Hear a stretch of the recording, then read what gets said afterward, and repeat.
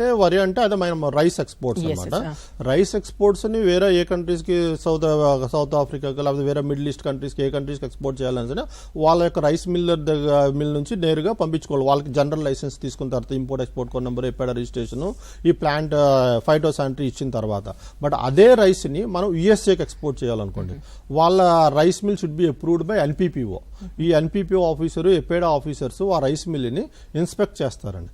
Inspect చేసి వాళ్ళ యొక్క అన్ని హైజీన్ కండిషన్స్ లో ఉన్నాయా లేవా, సిస్టమ్ అంతా ప్రాసెస్ లో ఉందా లేదా చూసి లైసెన్స్ ఇచ్చిన తర్వాతనే ఆ యుఎస్ఏకి ఆ రైస్ అనేది ఆ రైస్ మిల్స్ నుంచి ఎక్స్పోర్ట్ చేయగలుగుతారు. మనకి ఆల్రెడీ తెలంగాణ స్టేట్ నుంచి ఒక నిజామాబాద్ లోనే ఒక 3-4 రైస్ మిల్స్ ఎపేడా అప్రూవ్డ్ ఉన్నాయి. ఈవెన్ హైదరాబాద్ లో కూడా డెక్కన్ గ్రెయిన్స్ అని ఒక రైస్ మిల్ ఉంది, ఆల్ ది ఎక్స్పోర్ట్. మనకి ఆ తెలంగాణలో 5-6 మిల్స్ యుఎస్ఏకి అప్రూవ్డ్ రైస్ మిల్స్ ఉన్నాయండి. యుఎస్ఏకి చైనాకి అయితే కంపల్సరీగా ఎన్పిపిఓ లైసెన్స్ కంపల్సరీ. ఈ ఎన్పిపిఓ లైసెన్స్ ఇచ్చినప్పుడు ఏంటంటే ఈ ఎన్పిపిఓ ఆఫీసర్ ఎపేడా ఆఫీసర్ జాయింట్ గా ఇన్స్పెక్ట్ చేసి అవన్నీ సిస్టమేటిక్ గా ఉంటేనే వాళ్ళకి లైసెన్స్ ఇష్యూ చేస్తారు. అది ఎవ్రీ 2 years కూడా రెన్యూల్ చేయించుకోవాలి వాళ్ళ యొక్క లైసెన్స్.